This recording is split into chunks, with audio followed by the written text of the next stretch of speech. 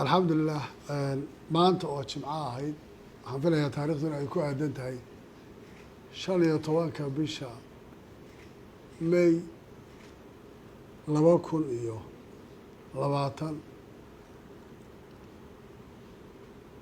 waa maalin aan isleeyahay taariikh bay ku leedahay Soomaalida markaan dib u noqono 77 sano ka hor 1943 maanta oo kale maalintii dhalinyaradii SYL ay ku dhawaaqeen aasaaskooda ay bilaabeen halgankaas aan filayo qof kastoo Soomaali inuu garanayo dhalinyaradaasi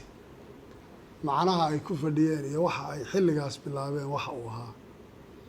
iyadoo aan garanayno waxyaalaha maanta la haysto ee aaladda ama fududeynaysa ama adduunku sidii isugu xidhay oo isugu xidhnayn haddana dhalinyaradaas iyadoo xilligaas waddanka uu gumaysi ku jiray halganka ay bilaabeen oo ay ka midho dhaliyeen ilaa iyo ay gaadho 1960kii Soomaaliya loo ogolaado inay helaan xorriyaddoodii gaar ahaan labadii gobol ee markaas Talyaaniga iyo Ingiriisku ay kala gumaysan jireen waxaan rabaa inaan u hambaliyeeyo dhalinyarada Soomaaliyeed oo aan u sheego inay gartaan mar walba doorka ay leeyihiin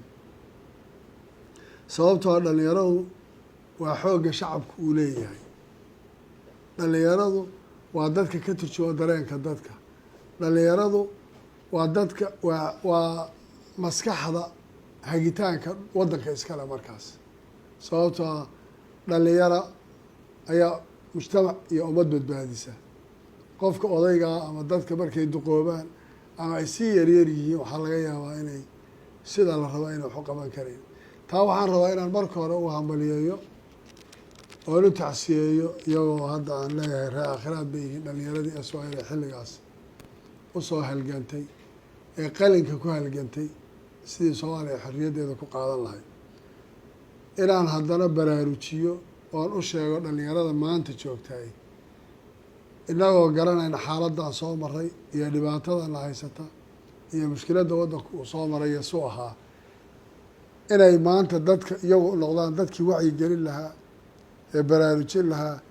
ee dariiqa saxda u sheegi lahaa ee kala shaqeyn lahaa ee xusi lahaa waddankan maanta sida loo soo maray ee dhiigga kusoo daatay inay dhalinyaro badani naftooda usoo hortay dowladnimadooda iyo qarannimadooda siduu ku heli lahaa maantana loo baahan yahay sii jiritaanka iyo adkeynteeda inaan u baahannahay in dhalinyaradu maanta joogta ay ka qaadato doorka ay leedahay waan hambaliyeynayaa maalinta 15 May 77 sano ka bacdi waxaana leeyahay ilaahay waxaan ka baryayaa kuwa hadda joogana in dhalinyaradaasi caqligii saliimka ay ku fakerayeen ay ku fakeraan